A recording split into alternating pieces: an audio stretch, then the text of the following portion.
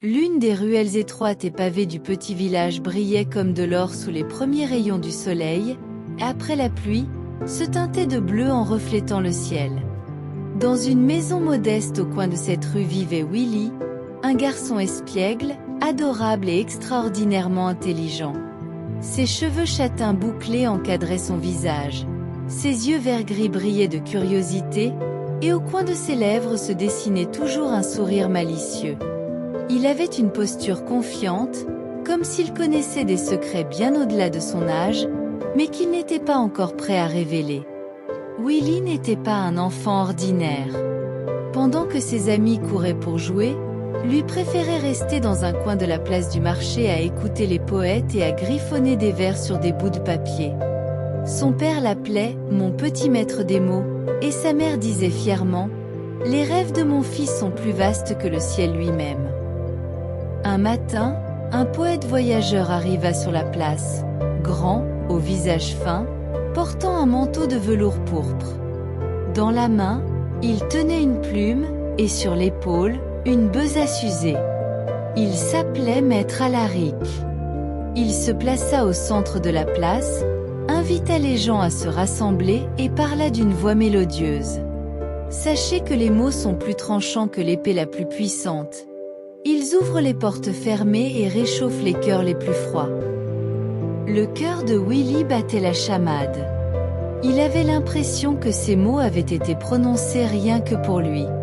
À partir de ce jour, Willy suivit Maître Alaric dès qu'il le pouvait. Il écoutait ses poèmes, apprenait ses histoires par cœur. Un jour, rassemblant son courage, il lui demanda « Monsieur, pourriez-vous m'apprendre à parler comme vous ?» Alaric sourit. « Je peux, Willy. Mais ce chemin ne concerne pas seulement les mots. Tu auras besoin de 4 choses. Comprendre le pouvoir des mots, faire preuve de dévouement, connaître l'amour et toucher les gens par l'art. » Alaric emmena Willy au marché. Entre les étals de pommes, de tissus et l'odeur du pain frais, il dit « Maintenant, imagine que tu veuilles aider un mendiant, mais que tu n'aies pas une seule pièce. Tu dois lui donner de l'espoir uniquement avec tes mots. » Willy s'approcha d'un vieil homme assis dans un coin. Il s'agenouilla et parla d'une voix douce. « Monsieur, aujourd'hui le ciel est clair, ce qui signifie que demain le soleil se lèvera à nouveau pour vous. Et je promets que demain je vous apporterai du pain de mes propres mains. » Les yeux de l'homme se remplirent de larmes. À cet instant, Willy comprit que les mots ne sont pas seulement des sons, ce sont une force qui nourrit l'âme.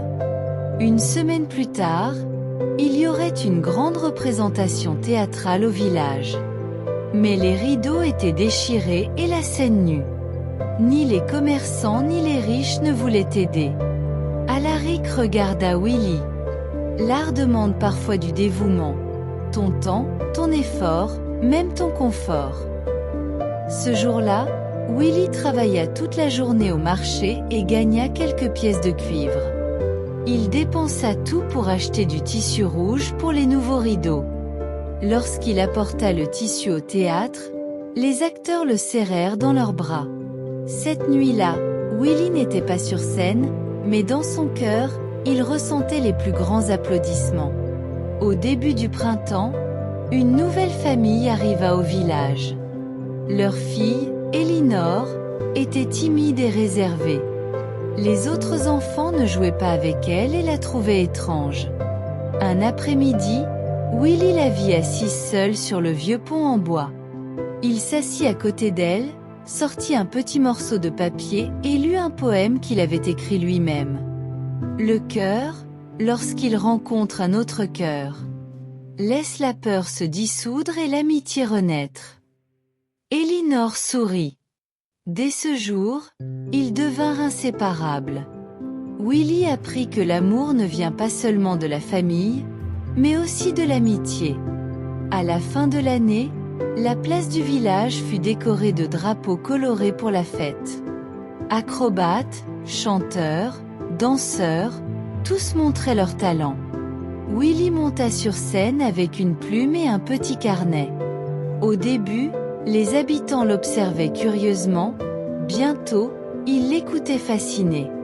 Les mots de Willy peignaient les rues pavées, l'odeur de la terre après la pluie, le rire des enfants. Même le boulanger le plus âgé essuya ses larmes. Cet enfant ne nous a pas seulement donné des mots, il nous a donné son âme, dit-il. Cette nuit-là, Alaric s'approcha de Willy. Maintenant, tu n'es plus seulement un auditeur, mais quelqu'un dont les mots peuvent changer les cœurs.